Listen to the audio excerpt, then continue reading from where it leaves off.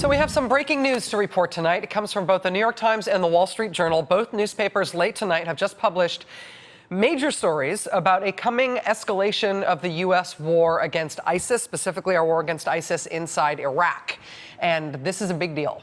At the end of last month, you'll remember that ISIS, which has been on the move in both Iraq and Syria, last month ISIS captured the major Iraqi city of Ramadi in western Iraq in Anbar province.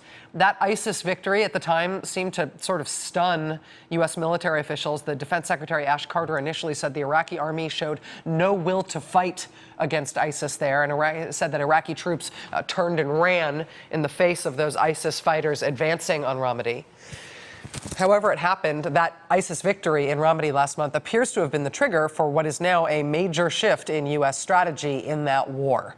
The New York Times and the Wall Street Journal both reporting tonight that President Obama is about to order a major increase in American military personnel to Iraq and effectively a new U.S. military base in Iraq. Both these developments reportedly aimed at retaking the Iraqi city of Ramadi in Anbar province. The Times reports that the Obama administration is planning to establish a brand new military base in Anbar, where Ramadi is located, right? And they say that President Obama is going to announce that hundreds of additional U.S. military personnel will be deployed there to help Iraqi forces retake that area. ISIS right now is in control of huge swaths of Iraq, and this increase in U.S. military personnel ultimately means that U.S. members are going to be stationed on the ground in Iraq in really close proximity to ISIS fighters, now in increased numbers, right?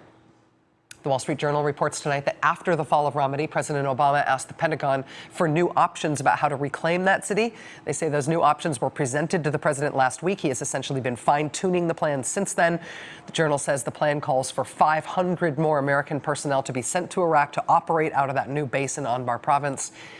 And again, the specific mission here would be to train Iraqi military forces to take on ISIS, the same Iraqi military that has apparently been turning and running in the face of ISIS advances in that part of Iraq. The last U.S. troop increase announced by President Obama was November of last year. There are now more than 3,000 U.S. military personnel in Iraq serving in this mission against ISIS. That's before this latest reported increase. I should note that NBC News has not independently confirmed this latest development. These details tonight are coming from the New York Times and from the Wall Street Journal. Joining us now is Dion Nissenbaum. He's a national security reporter for the Wall Street Journal. He broke the story today. He joins us live from Istanbul. Mr. Nissenbaum, thanks very much for talking with us. Thanks for having me, Rachel. So am I right that it's about 500 more troops? Do we have a clear sense of how many more troops will be going and what exactly they'll be doing?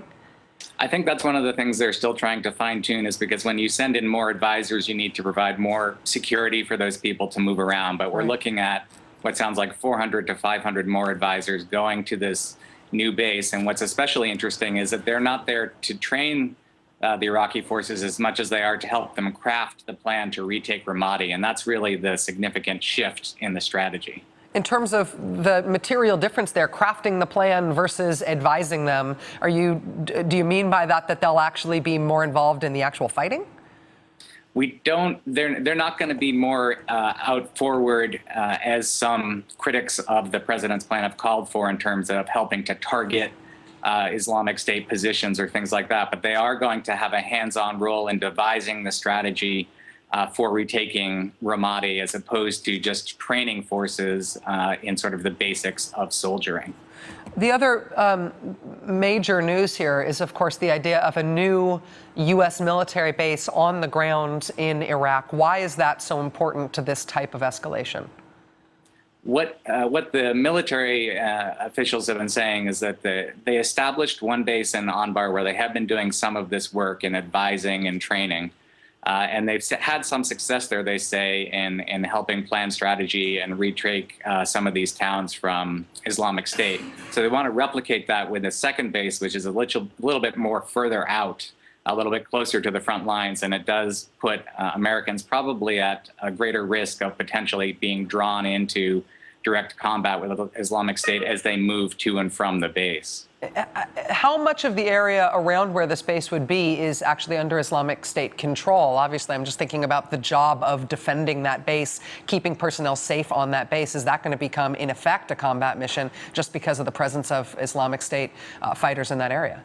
That's definitely a big concern. The battle lines there are shifting, and at present, the U.S. military feels like they have enough of a route there, and it's safe enough to go back and forth. But this is a fast shifting battlefield, and this does put U.S. forces closer to those front lines. Wow. Dion Nissenbaum, reporter for the Wall Street Journal, part of a team that broke this story tonight. Thanks for helping us understand. I appreciate it. You being with us tonight. Thank you. Thank you.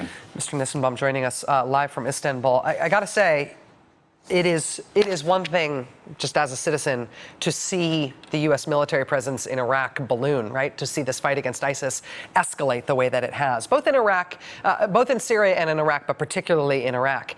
It is another thing to see this escalation happen without any American political process around it at all, with no debate, right? With certainly no vote, with no military authorization whatsoever. We are seeing a big military escalation, including, according to this reporting tonight, a new American base in the middle of ISIS-held territory in Iraq, with no American political debate about it whatsoever. Congress has not authorized this, or debated it, or voted on it. It's just astonishing. I do not know how much longer they can keep going while pretending this is the president's problem and has nothing to do with them. Amazing. Stay with us.